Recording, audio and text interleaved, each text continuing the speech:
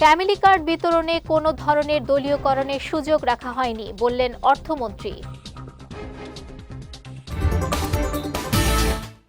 এবং সীতাকুণ্ডের জঙ্গল সলিমপুরে অভিযান চালিয়ে অস্ত্র গুলিসহ গ্রেফতার ২২।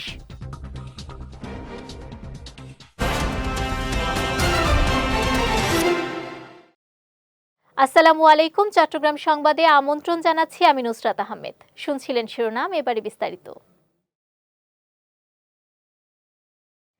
ফ্যামিলি কার্ড কর্মসূচি নারীর ক্ষমতায়ন, পারিবারিক জীবনমান উন্নয়ন এবং দেশের অর্থনৈতিক অগ্রগতির ইতিহাসে একটি গুরুত্বপূর্ণ মাইলফলক হয়ে থাকবে বলে মন্তব্য করেছেন অর্থ ও পরিকল্পনা মন্ত্রী আমির খসরু মাহমুদ চৌধুরী। সকালে নগরীর চট্টগ্রাম বিমানবন্দর উচ্চ বিদ্যালয় প্রাঙ্গণে ৪১ নম্বর ওয়ার্ডের উপকারভোগীদের মাঝে ফ্যামিলি কার্ড বিতরণ কার্যক্রমের উদ্বোধনী অনুষ্ঠানে প্রধান অতিথির বক্তব্যে তিনি এ মন্তব্য করেন। মন্ত্রী বলেন, ফ্যামিলি কার্ড বিতরণে কোনো ধরনের দলীয়করণের সুযোগ রাখা হয়নি, বরং প্রকৃত দরিদ্র ও সুবিধা বঞ্চিত পরিবারগুলোকে অগ্রাধিকার ভিত্তিতে তালিকাভুক্ত করা হয়েছে। সরকার নিজ উদ্যোগেই অসচ্ছল পরিবারগুলো চিহ্নিত করে তাদের কাছে এ সুবিধা পৌঁছে দিয়েছে। সিটি মেয়র ডক্টর শাহাদাত হোসেনের সভাপতিত্বে অনুষ্ঠানে উপস্থিত ছিলেন পার্বত্য চট্টগ্রাম বিষয়ক প্রতিমন্ত্রী মীর হেলাল উদ্দিন, চট্টগ্রাম ৯ আসনের সংসদ সদস্য আবু সুফিয়ান সহ অন্যান্যরা। ৪ কোটি পরিবারের কাছে ফ্যামিলি কার্ড যাবে ২৫০০ টাকা করে। আপনি যদি হিসাব করেন যে একটা অঙ্ক দাঁড়ায় বিশাল, এই অঙ্ক বাংলাদেশের অর্থনৈতিক সক্ষমতায় আছে কিনা এটা অনেকের মনে সন্দেহ ছিল, কিন্তু আমরা এই যে বাস্তবতাটাকে আজকে জনগণের ক্ষমতায়নের জন্য, নারীদের ক্ষমতায়নের জন্য এবং পরিবারের জীবনযাত্রার মান উন্নয়নের জন্য, পিছিয়ে পড়া নারীদেরকে অর্থনীতির সাথে সমন্বিত করার জন্য আমরা মনে করেছি আমাদের সেই সীমিত সক্ষমতা থাকা সত্ত্বেও আমাদের বাজেটের একটি বড় অংশ এই প্রকল্পের জন্য দেওয়া হয়েছে। অনেক বড় বিষয়। চট্টগ্রামের সীতাকুণ্ডের জঙ্গল সলিমপুরে অভিযান চালিয়ে বিপুল পরিমাণ দেশি বিদেশি অস্ত্র, গুলি ও বিভিন্ন সরঞ্জাম সহ ২২ জনকে গ্রেফতার করেছে যৌথ বাহিনী। দুপুরে নগরীর খুলশীতে রেঞ্জ ডিআইজি কার্যালয়ে আয়োজিত সংবাদ সম্মেলনে এ তথ্য নিশ্চিত করেন চট্টগ্রাম রেঞ্জের ডিআইজি মোহাম্মদ আহসান হাবিব পলাশ। তিনি জানান, গতকালকের এ অভিযানে জঙ্গল সলিমপুরের পাহাড়ি ও দুর্গম এলাকা থেকে ২২ জনকে গ্রেফতার করা হয়।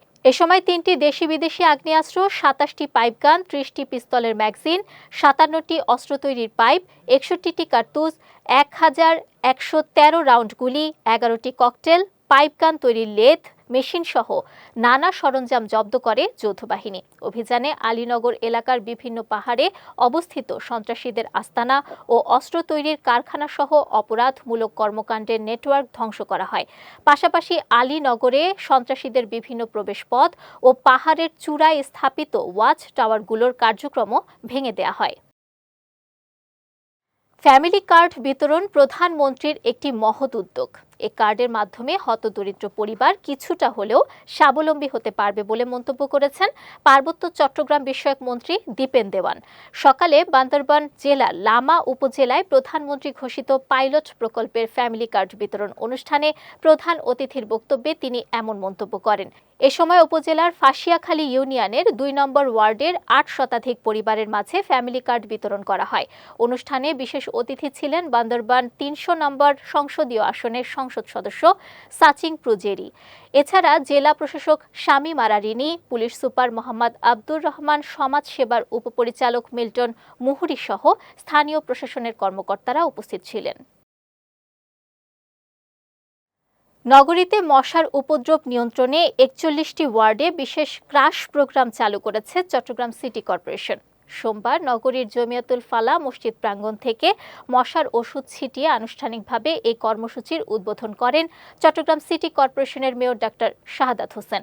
এ সময় মেয়র বলেন, এই কর্মসূচির আওতায় নিয়মিত ফগিং কার্যক্রমের পাশাপাশি লার্ভিসাইড ছিটানো, নালা নর্দমা পরিষ্কার, আবর্জনা অপসারণ এবং জনসচেতনতা কার্যক্রম আরও জোরদার করা হবে। কোথাও অবহেলার কারণে পানি জমে মশার বিস্তার ঘটলে ভ্রাম্যমাণ আদালত পরিচালনা করা হবে জানিয়ে সংশ্লিষ্ট ভবন মালিক, নির্মাণকারী প্রতিষ্ঠান ও ঠিকাদারদের সতর্ক থাকার আহ্বান জানান তিনি। এছাড়া আধুনিক যন্ত্রপাতি ও কার্যকর ওষুধ ব্যবহারের মাধ্যমে নগরে মশা নিয়ন্ত্রণ কার্যক্রমকে আরও গতিশীল করা হবে জানিয়ে নগরবাসীর সুস্বাস্থ্য নিশ্চিত করতে এই কার্যক্রম ধারাবাহিকভাবে চলবে বলেও জানান city mayor doctor Shahadat Hossain.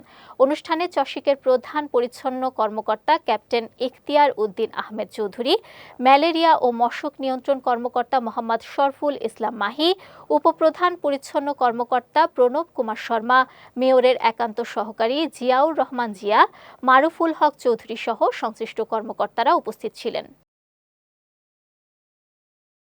পাহাড় নিধন ও ফসলি জমির মাটি কাটলে কাউকে কোনো ছাড় দেয়া হবে না বলে হুঁশিয়ারি দিয়েছেন চট্টগ্রাম ১৫ আসনের সংসদ সদস্য শাহজাহান চৌধুরী। গতকাল সাতকানিয়া উপজেলার আইন শৃঙ্খলা কমিটির সভায় প্রধান অতিথির বক্তব্যে তিনি বলেন, প্রকৃতির ক্ষতি করে যারা পকেট ভারী করছে তাদের সঙ্গে কোনো আপোষ হবে না। বিশেষ করে ফসলি জমির টপ সয়েল কাটা এবং অবৈধভাবে পাহাড় নিধনকারীদের বিরুদ্ধে তাৎক্ষণিক ব্যবস্থা নেওয়া হবে।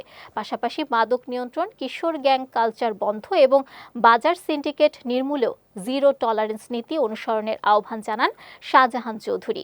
উপজেলা নির্বাহী কর্মকর্তা খন্দকার মাহমুদুল হাসানের সভাপতিত্বে সভায় জনপ্রতিনিধি ও প্রশাসনের শীর্ষ কর্মকর্তারা উপস্থিত ছিলেন।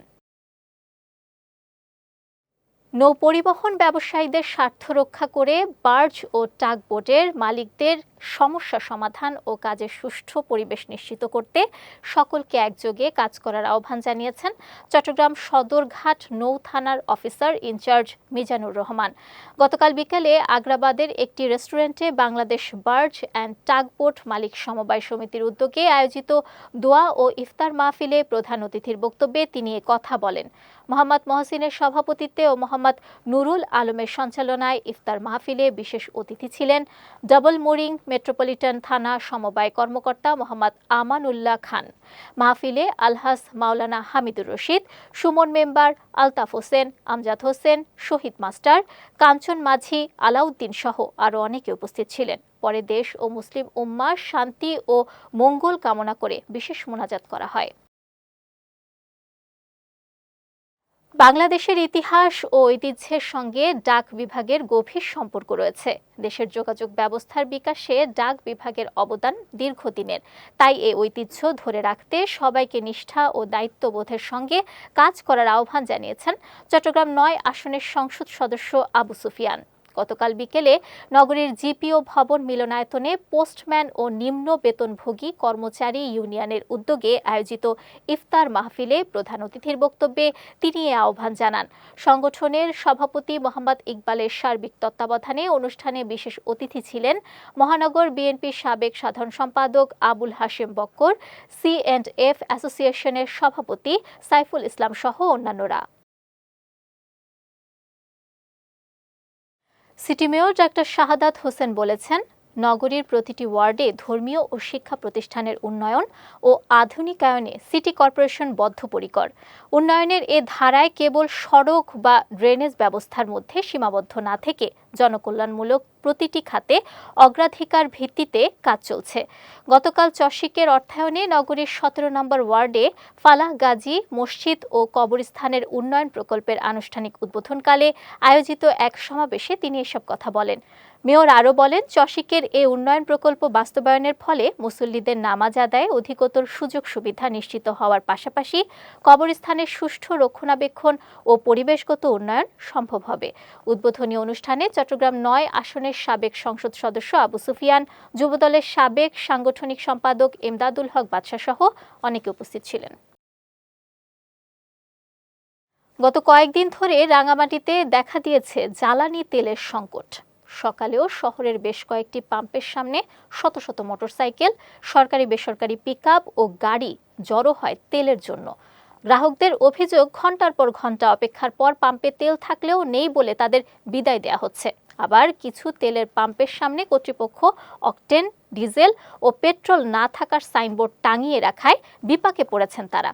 এদিকে বিভিন্ন ফিলিং স্টেশন কর্তৃপক্ষের দাবি, চাহিদা মতো তেল সরবরাহ না থাকায় তেলের এ সংকট তৈরি হয়েছে। অন্যদিকে রাঙামাটিতে তেলের কোনো সংকট নেই বলে দাবি করেছে স্থানীয় প্রশাসন। চট্টগ্রাম ১ আসনের সংসদ সদস্য নুরুল আমিন বলেছেন, প্রতিবন্ধী, হতদরিদ্র ও ভিক্ষুকদের সহায়তায় সমাজের বিত্তবানদের এগিয়ে আসা উচিত। পাশাপাশি সামর্থ্যবান ব্যক্তিদের জাকাত দিয়ে পিছিয়ে পড়া মানুষদের সহযোগিতা করা উচিত।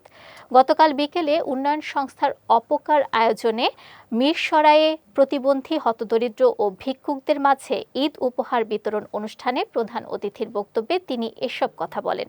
অপকার নির্বাহী পরিচালক মোহাম্মদ আলমগীরের সভাপতিত্বে ও কর্মকর্তা প্রতাপ বণিকের সঞ্চালনায় অনুষ্ঠানের উদ্বোধন করেন উপজেলা নির্বাহী কর্মকর্তা সুমাইয়া আক্তার।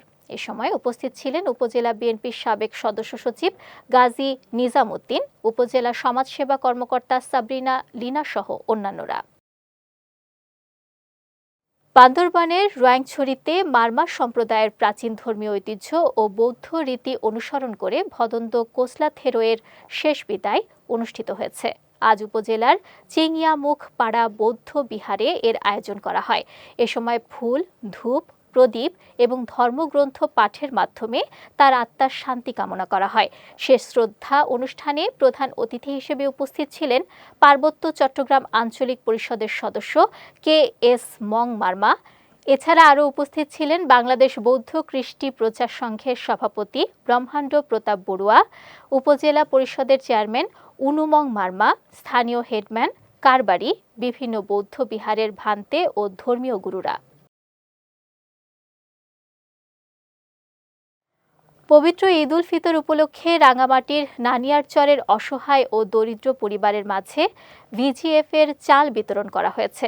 সরকারের মানবিক সহায়তা কর্মসূচির আওতায় সকালে উপজেলার বুড়িঘাট ইউনিয়নের সুবিধাভোগী পরিবারের মাঝে জনপ্রতি 10 কেজি করে চাল বিতরণ করা হয়। উপজেলা প্রকল্প বাস্তবায়ন কর্মকর্তা বেনজির আলম জানান, ঈদ উপলক্ষে বুড়িঘাট ইউনিয়নের জন্য মোট 2273টি পরিবারকে 10 কেজি করে চাল বরাদ্দ দেওয়া হয়েছে। ইউনিয়নের বিভিন্ন ওয়ার্ডের তালিকাভুক্ত দরিদ্র ও অসহায় পরিবারের মাঝে এসব চাল বিতরণ করা হয়। চট্টগ্রাম সংবাদ শেষ করার আগে শিরোনামগুলো দেখে নিচ্ছি আরও একবার।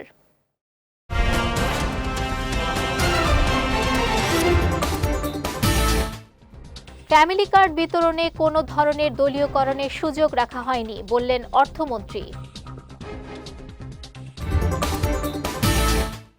এবং সীতাকুণ্ডের জঙ্গল সলিমপুরে অভিযান চালিয়ে অস্ত্র, গুলিসহ গ্রেফতার 22।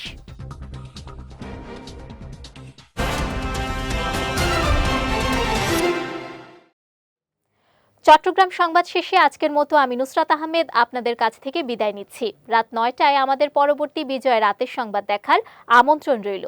এছাড়াও আজকের চট্টগ্রাম সংবাদের ভিডিও দেখতে পারেন আমাদের ইউটিউব এবং ফেসবুক পেজে।